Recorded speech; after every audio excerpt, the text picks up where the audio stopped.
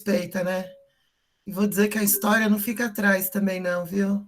Amo do mesmo jeito. Bom, turma, vamos lá. Hoje a gente vai falar de. Vamos falar de filosofia. Pintei, ó, tô loiraça agora. Resolvi mudar. Obrigada, Maria. Vamos lá, gente. São coisas de pandemia, né? A gente vai ficando meio isolado, e de repente quer mudar aqui, mudar ali, e vamos embora. Bom, turma, o negócio é o seguinte: a aula, o tema da aula é filosofia, certo? É um conteúdo de filosofia que chama-se Escola de Frankfurt, né? Na verdade, a gente vai falar. Deu uma travadinha aqui, cortou para vocês? Não, tá certinho, Não, Maria. tá. Aqui é o que deu uma travada, mas tudo Tá bem. certinho. A gente vai falar da Escola de Frankfurt, né? Vou já entrar em detalhes com vocês. E a gente vai abordar um tema que eu entendo como muito pertinente, e aí eu quero que vocês falem um pouco, que vocês participem um pouco pelo chat, abre o microfone, para a gente conversar algumas coisas, mas eu também vou acabar fazendo uma abordagem de alguns conceitos também dentro da sociologia, tá? Que são conceitos que são utilizados aí de uma maneira geral aí em todas as ciências humanas. Então, a gente vai ter uma misturinha aí nesse sentido, tá? Mas esse conteúdo específico, ele cai bastante nas provas de filosofia, né? Mas ele também é importante porque a gente consegue montar um repertório tanto para fazer redações, né? E aí, gente, espero vocês sexta-feira na nossa aula complementar também, tá? Certo? E antes da gente terminar a aula, eu também vou dar um recado, então vou pedir para vocês não saírem da aula, que eu tenho uma novidade para vocês, certo? Só que eu só vou contar no final para vocês não saírem da aula. Então vamos lá. Podemos? Eu vou compartilhar a tela aqui, qualquer coisa vocês dão um berro aí, me chama no chat. JP está aqui na sala com a gente, nosso prof de Filô também, certo? Está aqui me dando um apoio. Bom dia, pessoal. Calma, Vitor, calma, eu tenho certeza que vocês vão gostar. Tenho certeza. Vamos lá, vou compartilhar. Ó, gente, eu estou meio devagar aqui hoje, porque o meu mouse ele resolveu quebrar agora de manhã, e aí eu apanho um pouco usando o mouse do Note, viu? Então, uma paciênciazinha aqui com a prof.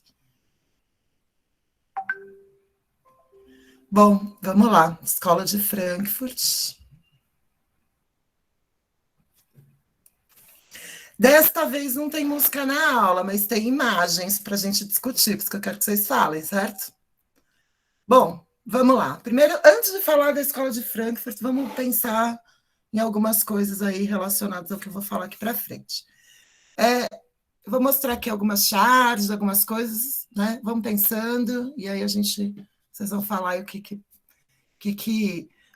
isso veio, que veio na cabeça, questionamentos, certo? Então, primeiro aí, Mafaldinha, adoro, né? Então, use, compre, beba, coma, prove. Ei, o que eles pensam que nós somos? E o que nós somos? Os malditos sabem que nós ainda não sabemos.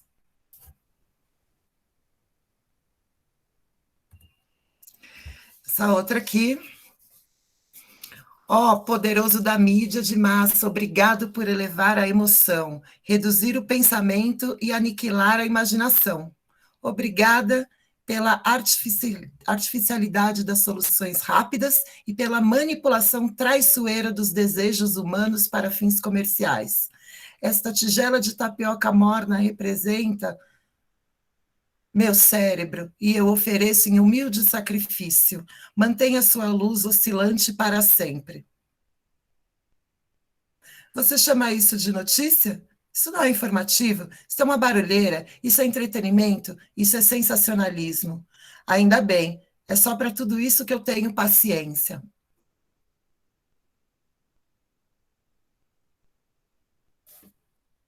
Vou para outra.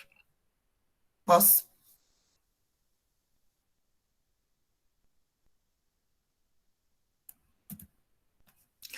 Dá uma olhada nessa imagem aqui. São imagens bem comuns aí na internet, né? Essa aqui é bem interessante, né? Então, ó, eu tenho uma situação aqui, né?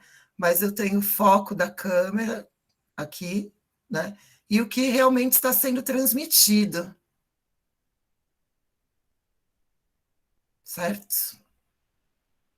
E essa outra clássica aqui também.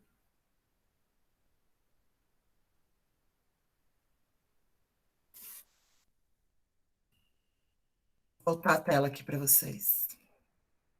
E aí? O que dá para pensar sobre essas imagens aí?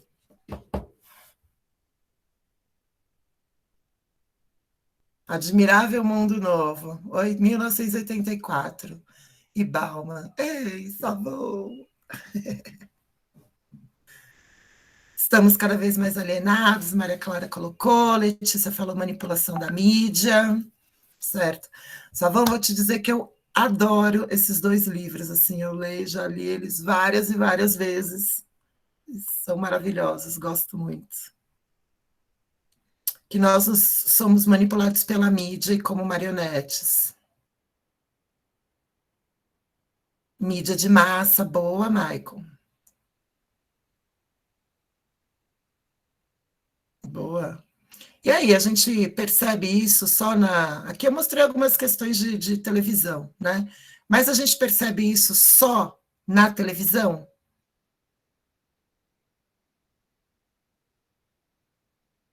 Não. Que outros exemplos a gente pode ter?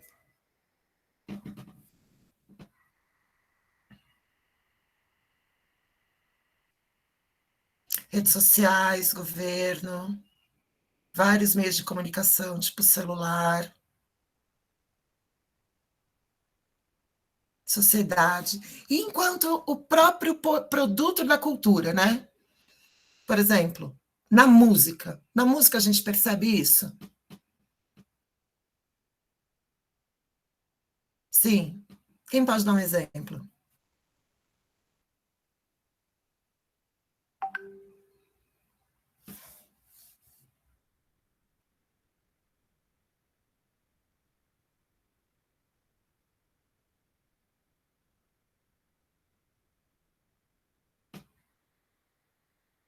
Sertanejos sempre serem voltados para a sofrência e para o amor. É uma possibilidade. Pode falar, Cauã. Então, Pri, eu vejo que tem muitas músicas que elas tentam, tipo, mostrar que tá tudo bem com a sociedade, né? Elas tentam mascarar, que nem as mídias sociais e que nem mostrou aí na charge, mas também tem certas músicas que elas acabam, tipo, escancarando a realidade. Uma delas, por exemplo, que eu escuto é Primavera Fascista. Ela, tipo, mostra muito bem o que tá acontecendo, por exemplo, com o governo atual. Exato. Então, olha só, muito bom, gente. E cinema, hein? Rola no cinema?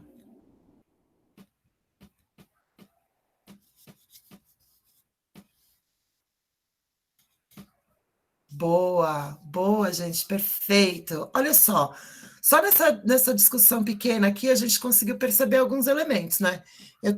Existe uma manipulação, né?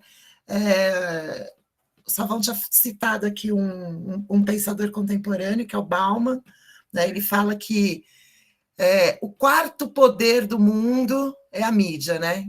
Como esse sentido de quarto poder? Por que quarto, né? Porque a gente democraticamente sempre pensa em legislativo, executivo e judiciário quanto estrutura, né? E aí um quarto poder, né? A mídia. Exato. Então, assim, ao mesmo tempo que a gente tem produtos, né, da mídia que servem no sentido de entreter, mas entreter para você não pensar, né, para você literalmente se distrair, né? E aí dá para a gente pensar essa palavra distração em vários, né, em vários entendimentos. Boa, Vitor, pão e circo, né? Perfeito.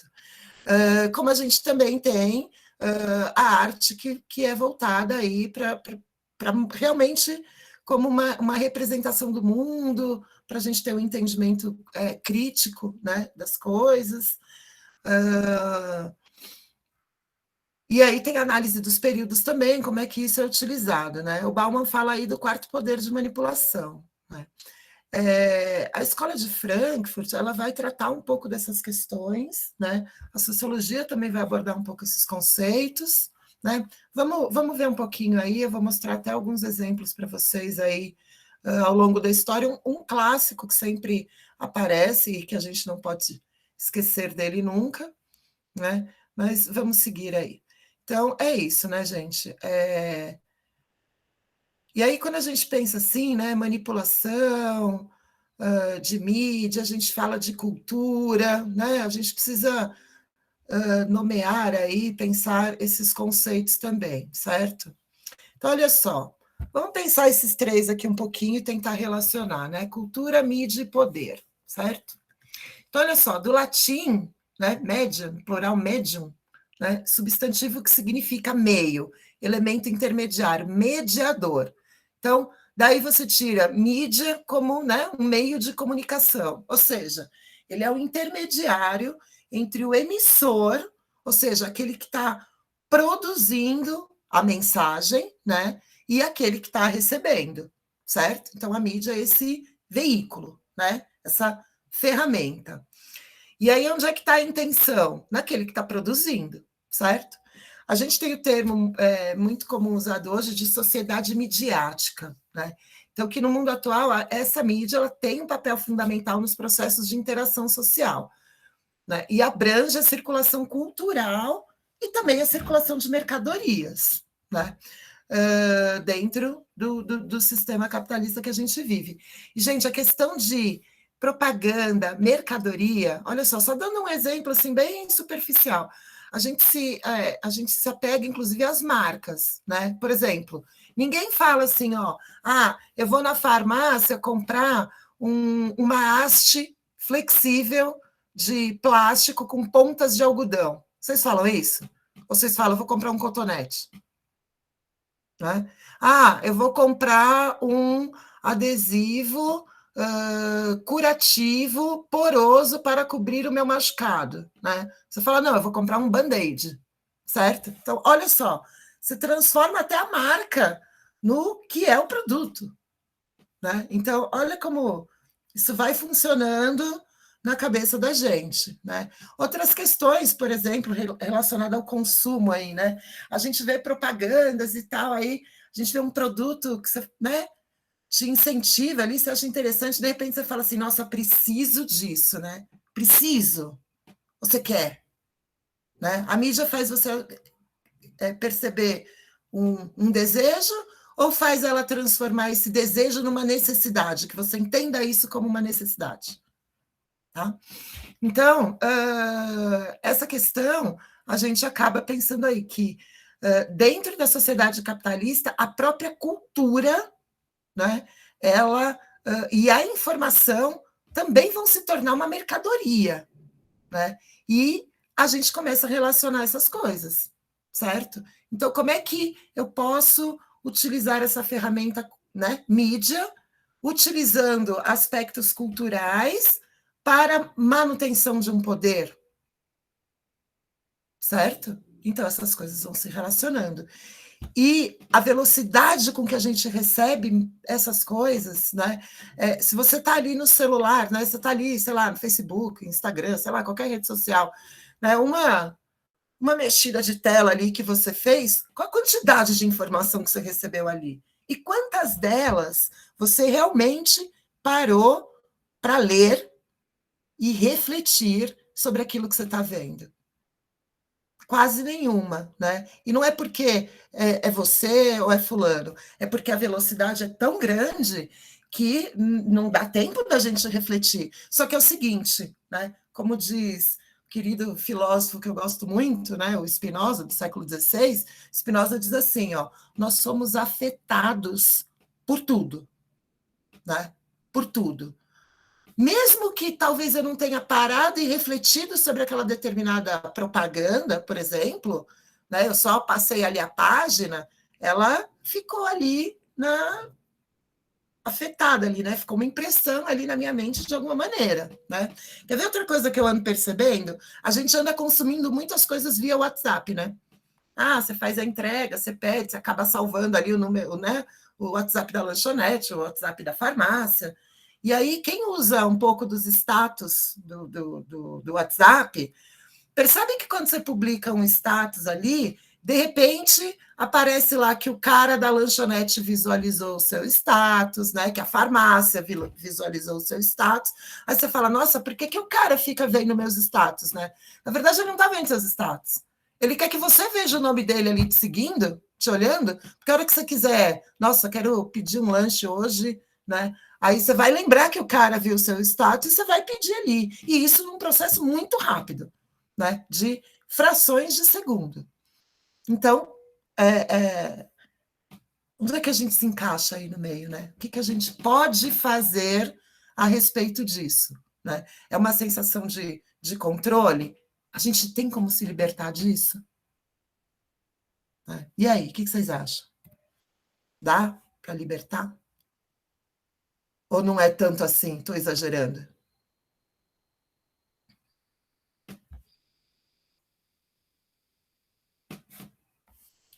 Fala, gente, fala comigo.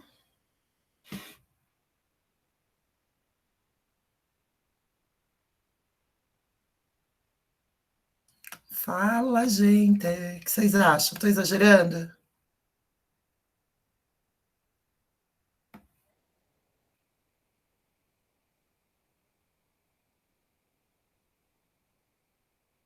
Tudo bem. Savon, que mídias você consome? Que mídias você utiliza? Você assiste TV, você lê jornal, revistas? Como é que você busca informação?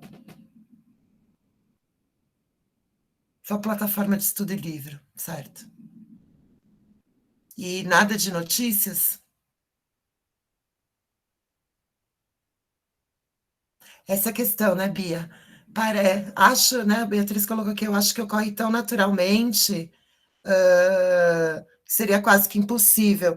Pois é, né? As coisas vão acontecendo de um jeito que a gente nem pensa para, né, o que é natural, o que não é natural, o que é construído, né?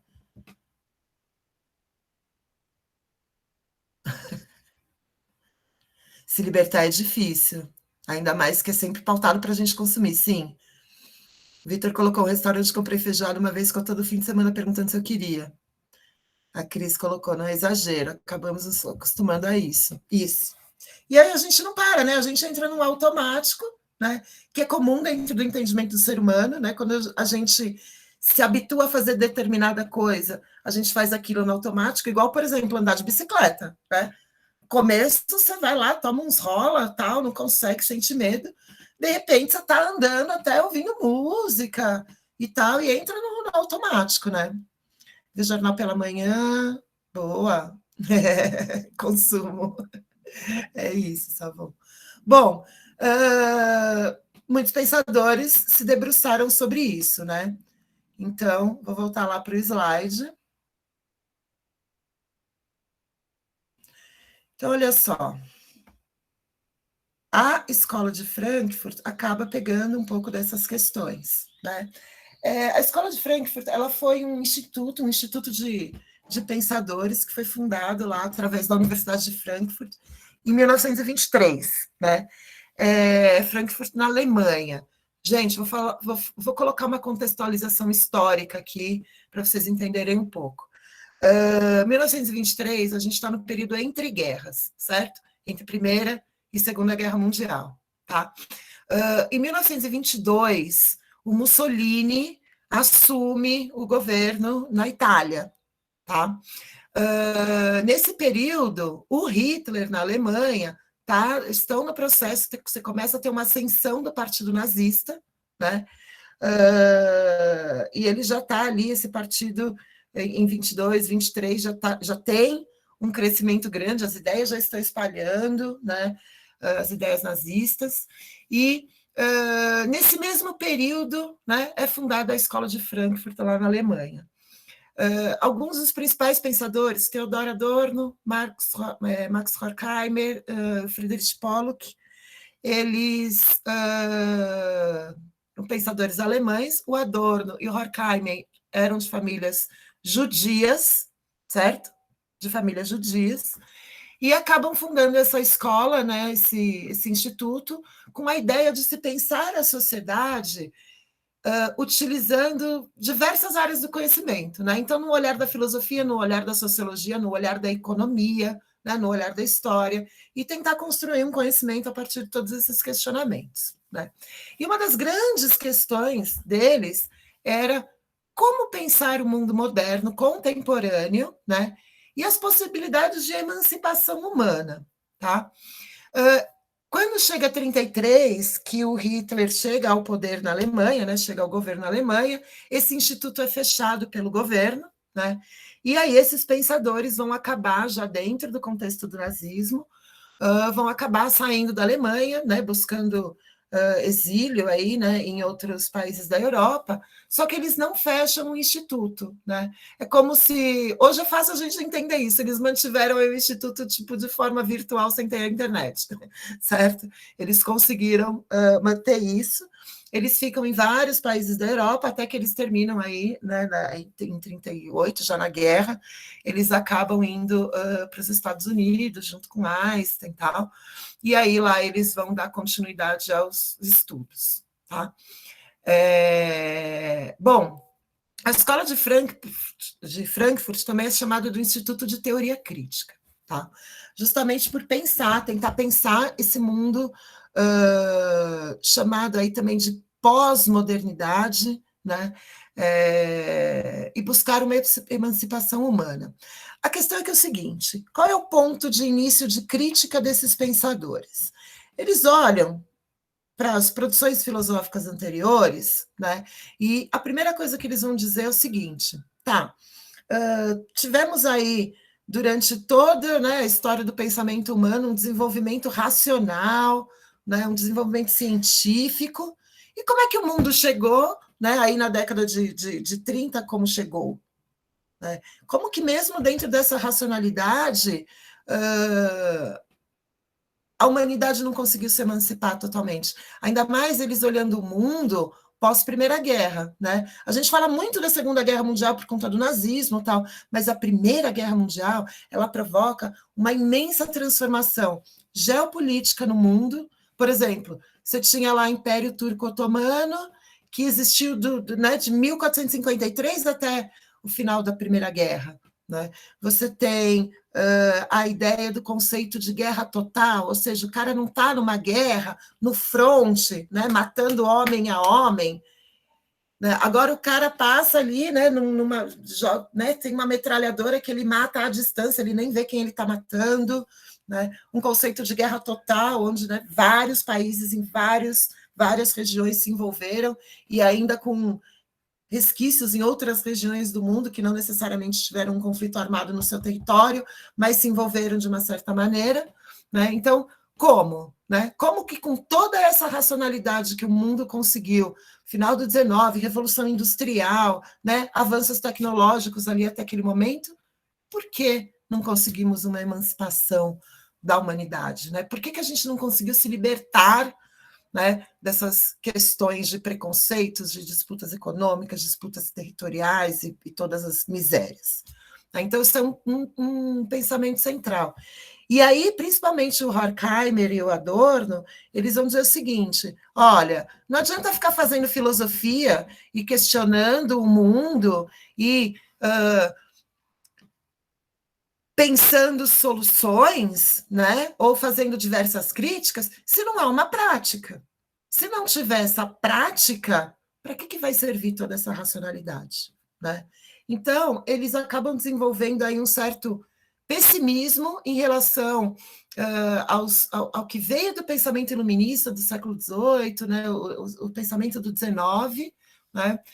Eles vão se fundamentar muito no marxismo, né? São teóricos marxistas, só que eles não param ali no pensamento do Marx. Né? O Marx fica ali no século XIX, vocês lembram aí das aulas de sociologia, inclusive, e aí eles pegam o pensamento marxista e falam, tudo bem, além da ideia, né, da revolução comunista, o que mais a gente pode fazer? Porque eles estavam vendo que aquilo ali ainda estava meio enroscado, né? Não tinha tido uma emancipação ainda. Então, eles vão se questionar tudo isso. E aí eles vão entender que essa razão, essa racionalidade toda construída aí até a década de 20, né, ela estava sendo utilizada somente enquanto uma técnica, não enquanto um projeto de emancipação, né, de liberdade, mas uma técnica para desenvolver os aspectos econômicos e servir para um controle de exploração, né? Então, por exemplo, não dá para dizer que o nazismo, mesmo com todas as suas mazelas e misérias e absurdos, ele não era racional. Havia um pensamento ali. Né? Então, ele vai. Né? Aí vem a crítica. E aí? Para que eu vou usar o conhecimento? Para que eu vou usar a racionalidade? Tá? Bom, então isso aqui, né, em linhas gerais aí. E aí, a partir disso, dessa ideia da razão, né, os frankfurtianos vão desenvolver aí dois conceitos, né? A ideia de razão instrumental e a razão crítica, que é essa novidade aí que eles vão trazer dentro do pensamento. Tá? Então, a razão instrumental, o que é a razão instrumental? É o uso da razão, da racionalidade, porém, é uma utilização para o controle. Né? Quando você pensa, por exemplo, que o cara está fazendo uma propaganda para você consumir aquilo e você acreditar que você precisa naquilo, é um uso de razão para uma manipulação, certo? E aí eles dão um contraponto. Então, o que a gente precisa? A gente precisa de uma razão crítica. Né? O que seria essa razão crítica, essa teoria crítica? É o uso da razão e das ciências em nome da emancipação. Então, assim, eu estou olhando que isso aqui está uma droga, né? E aí, o meu pensamento vai ficar só nesse entendimento? O que eu vou fazer na prática para tentar mudar alguma coisa? Né? Ah, professora, mas a gente é um só, né? Sim, somos um só. Mas aqui nessa sala a gente já é bem mais que um, né? No nosso grupo do cursinho, a gente já é bem mais do que uma sala, certo? Então, como é que a gente usa o nosso conhecimento para a gente tentar buscar essa emancipação? E aí, gente, vem mais uma pergunta, né? O que é essa emancipação? O que é ser emancipado? O que é a emancipação humana? É se libertar do quê? Certo? Trouxe um trechinho aqui, não se preocupem se esse texto for difícil, mas eu só queria mostrar para vocês um trecho do pensamento do Horkheimer sobre isso, tá? A gente pode depois fazer uma interpretação aí, linha por linha, lá na aula complementar, tá? Então, ele diz assim, ó, a consciência da teoria crítica se baseia no fato de que, apesar das mudanças da sociedade, permanece a sua estrutura econômica fundamental, a relação de classes na figura mais simples. Com isso, a ideia de supressão da sociedade permanece idêntica. Ou seja, eu tive lá feudalismo, eu tive mercantilismo, né, ou capitalismo comercial, eu tenho o advento do capitalismo industrial, eu tenho uma guerra mundial, o mundo muda, sim, uma certa geopolítica, mas a sua estrutura econômica fundamental, que é o capitalismo e essa relação de oposição entre as classes, não desapareceu. Se ela não desapareceu, posso dizer que emancipou? Ou só teve uma modificação, assim, de forma? Né? É mais ou menos isso que ele está falando.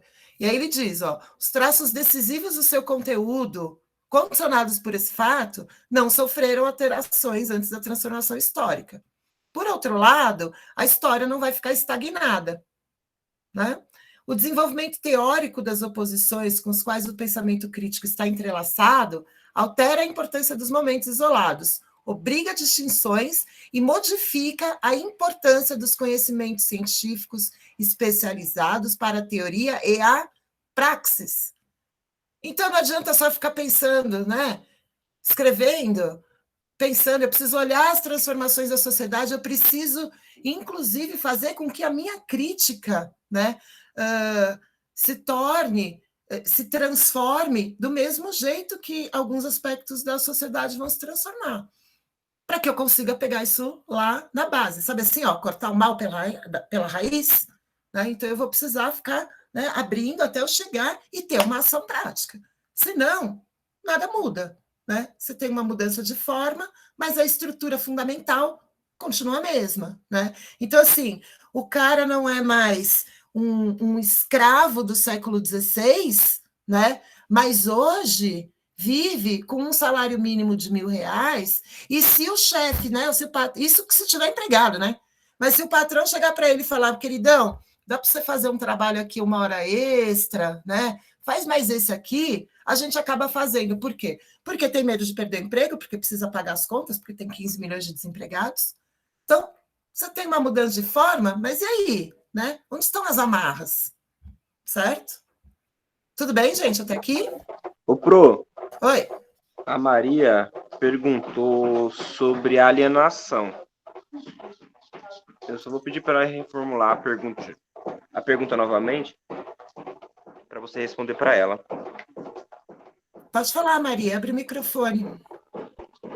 Porque você falou sobre, tipo, o que era emancipação, tipo, emancipação do quê? Aí eu tava perguntando se era sobre... Certo, boa, Maria Clara. Alienação, sim, né? O que é que nos causa alienação? Né? Segundo a teoria marxista, né, o que nos causa alienação é a própria estrutura do trabalho especializado, né? A própria estrutura das classes e de dominação, certo? Isso vai nos alienando, a gente vai entrando naquele automático, né? O cara entra lá no trabalho 7 da manhã, já pegou 2, 3 horas de condução, a hora que ele sai 6 da tarde, ele pega mais 2, 3 horas de condução. O cara, não quer discutir política. O cara tá cansado. O cara vai ver um filminho de super-herói. Certo? Eu posso dar uma palhinha, Pri? Pode, Uma claro. militância rápida? A gente está vivendo aí, principalmente nas escolas do Estado, essa tecnização do ensino, né? Está saindo filosofia, está saindo várias matérias que são críticas e está entrando no currículo cada vez mais o ensino técnico.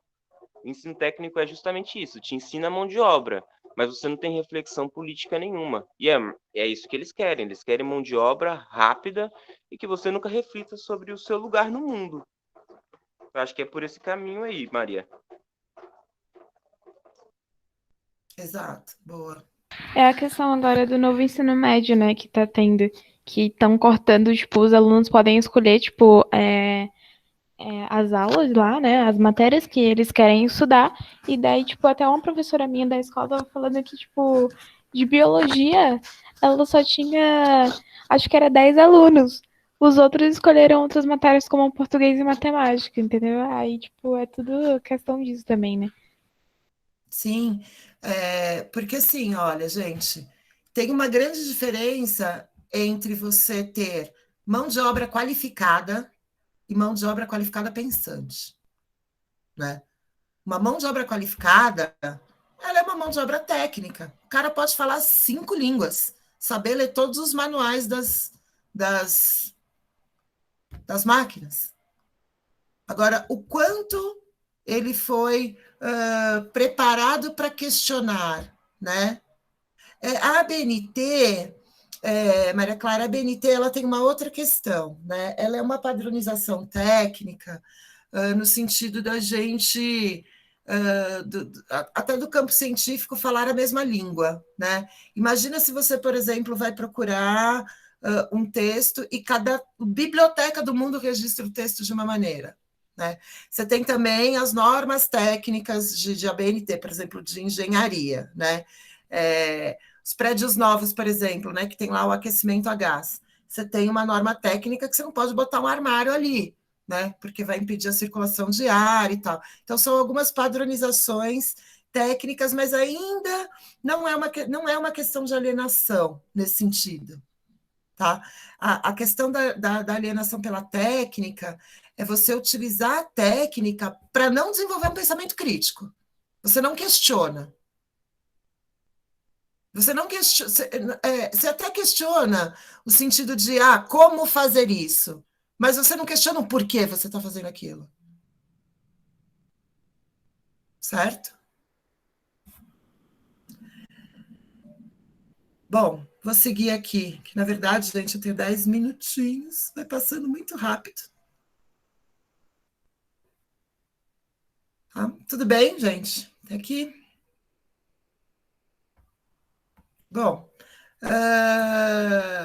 Aí eu trouxe aqui um exemplo de duas propagandas, tá? Propagandas feitas por governos na década de 30, né?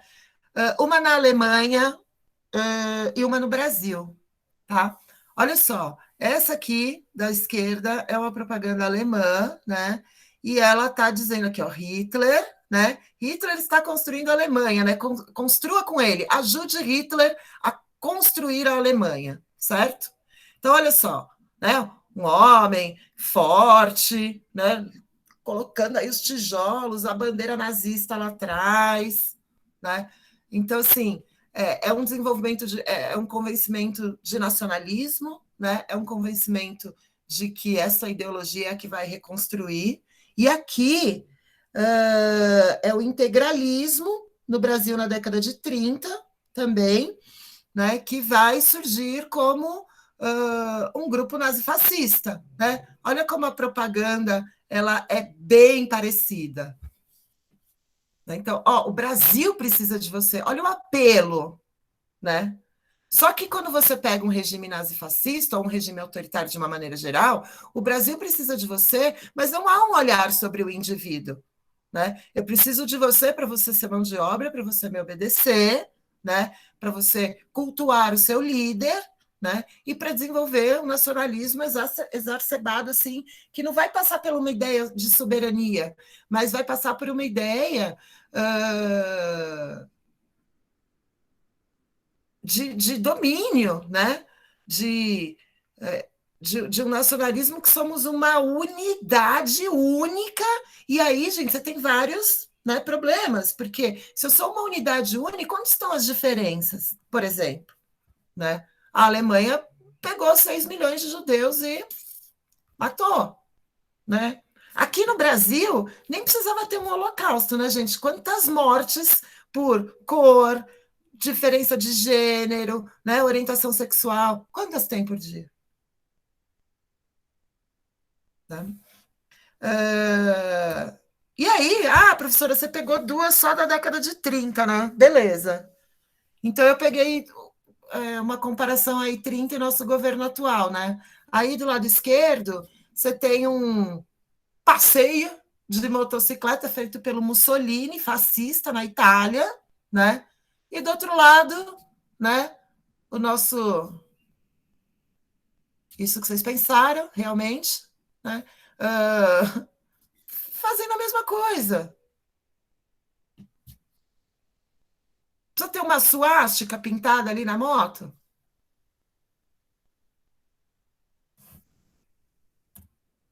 E aí, gente, essa imagem ela acabou não ficando muito boa, mas eu vou detalhar ela aqui para vocês. Isso aqui são dados, são um pouco antigos esses dados, são de 2008, tá? Mas se vocês pensarem no avanço da comunicação que teve de 2008 para cá, dá para a gente entender que isso aqui se multiplicou muito, né? Olha só, temos aqui redes de televisão, canais abertos, certo? Ó, Record, SBT, Globo, Band, CNT, Rede TV, tá? E seus grupos afiliados, e aqui, ó, a quantidade de grupos afiliados, certo? Então, olha só, a Globo tem 204 veículos de comunicação afiliados a ela pelo país, tá? Aqui, ó, o SBT, 150. A Record, 105. Qual que é o alcance? Porque lembra, a mídia, ela está fazendo a ferramenta entre o emissor, certo? O produtor da mensagem, né? E aquele que vai receber. Agora, olha a audiência. Esse país, tá, gente? Dados país, dados nacionais. Olha a audiência da Globo, do SBT, tá? E se eu pensar no mercado de TV, ou seja, o quanto de grana que esses caras movimentam, né? Essa Globo, que tem 204 afiliados, 54% de audiência, movimentou em 2008 1,5 bilhão de dólares.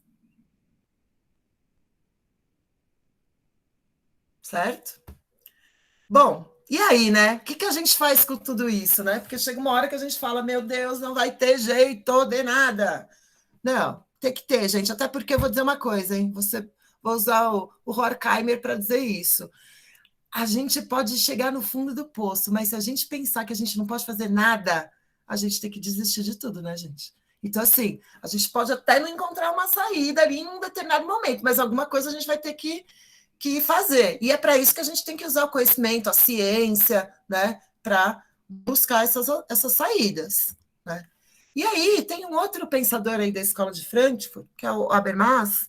Ele foi aluno do Horkheimer, né, um discípulo, foi assistente do Adorno, e aí ele pega, então, essas críticas que esses primeiros pensadores frankfurtianos fizeram, e ele vai aprofundar ainda mais e trazer outras questões, ou seja, ele vai trazer uma possibilidade de caminho, né?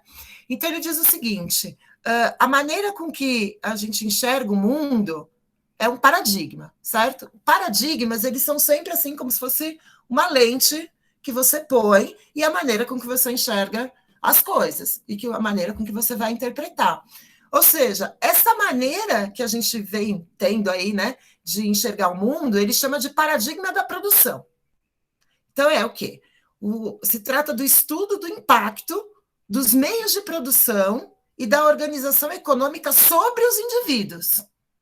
Para ele, esse paradigma desconsidera que os indivíduos são capazes de falar, de agir e de pensar, e assim seriam incapazes de buscar uma emancipação. Então, ele desenvolve essa ideia do paradigma da comunicação. Então, se o paradigma da produção, né, ele coloca essa organização econômica, e aí, como diz o Marx, depois na superestrutura, né, na superestrutura política, sobre os indivíduos, então, tipo, ele está falando o seguinte, querido, consome, consome, consome, você não pensa mesmo, você é um incapaz de pensar, né? Aí o Habermas fala, não, a gente pensa, né? Está mais do que provado que a gente pensa, que a gente questiona, né? E aí? Então, vamos utilizar isso. E aí ele desenvolve, então, essa ideia do paradigma da comunicação. Ou seja, a gente tem que passar o nosso olhar, né? De parar de ver o mundo como um paradigma só de produção, ou seja, a gente precisa acreditar, inclusive, que nós somos pensantes. E aí, gente, eu vou falar uma coisa aqui, que eu vou puxar alguma conversa que eu tive com alguns alunos aí há um tempo atrás, né? Sabe aquela ideia que vocês andaram falando, alguns de vocês, ai, eu não vou entrar na USP, não é nem pela prova, mas é porque eu acho que aquilo não é para mim? É sim, a gente pensa, né? É sim, nosso lugar é lá, certo? É na USP, é na Unicamp, é nas estaduais, é nas federais, nosso lugar é lá. E é por isso que a gente está aqui. Então, essa é a ideia, nós pensamos, né? O que ele fala, né? Alguns conceitos aí do Habermas. Ele faz uma separação entre sistema e mundo de vida, né? Ele cria esses conceitos aí. O que ele vai dizer? O que ele compreende por sistema? Para ele, sistema é o mundo do trabalho que está submetido à razão instrumental, a razão que não te faz pensar, a razão que não é emancipadora. Então, esse mundo do trabalho, isso que a gente vive hoje, é o que ele chama de sistema, né? E aí ele chama mundo de vida, que é o que é influenciado por esse sistema, porém não dominado por ele. Por isso, né?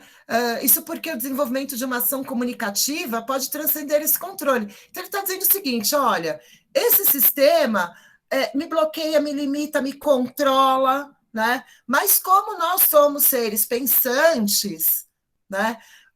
Nós temos o nosso mundo, né? O nosso cotidiano, ele depende do trabalho, mas ele não é só o trabalho. Então, eu posso usar arte, cultura, eu tenho outras esferas, eu tenho outros mecanismos que eu preciso utilizar, né, para usar como um espaço de comunicação, justamente para tentar me libertar dessa razão instrumental, né? Ou seja, se for juntar o Habermas mais novo, né, mais recente frankfurtiano, com os anteriores a ele, né, é pegar aquela teoria crítica, né, que o Horkheimer coloca para aqui, ó, para fala, para comunicação, sem a mídia.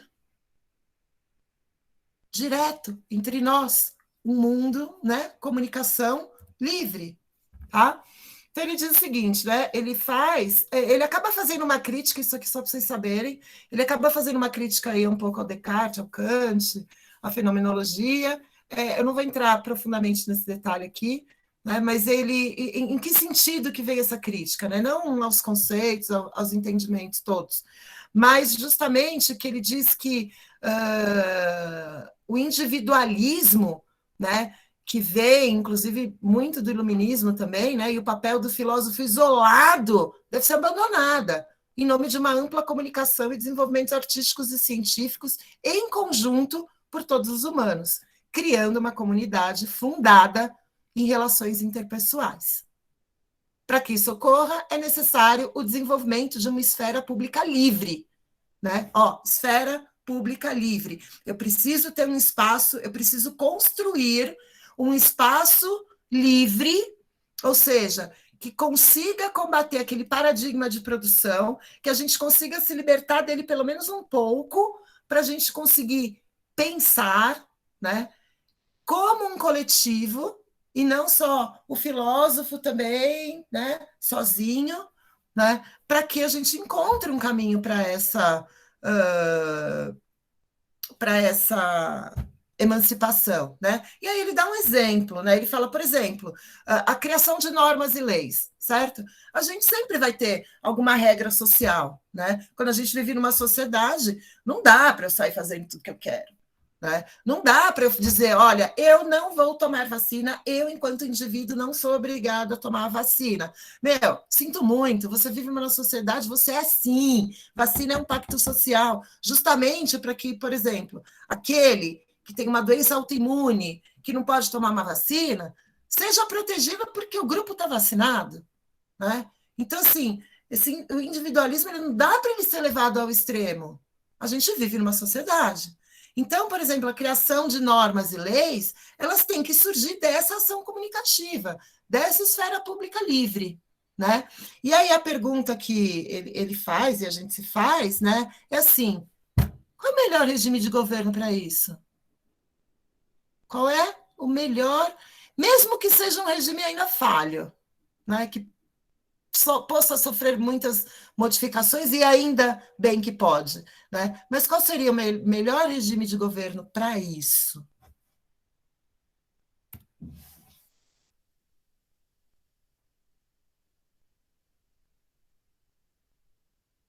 O que vocês acham?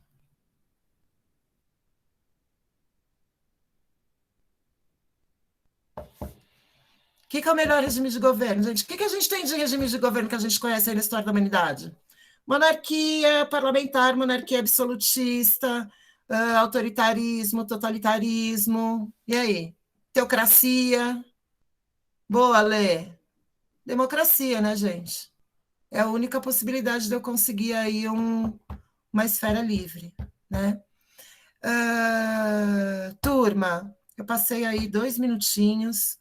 Eu vou ter que fechar a aula, eu vou ter que dar aula na turma semestral na sequência.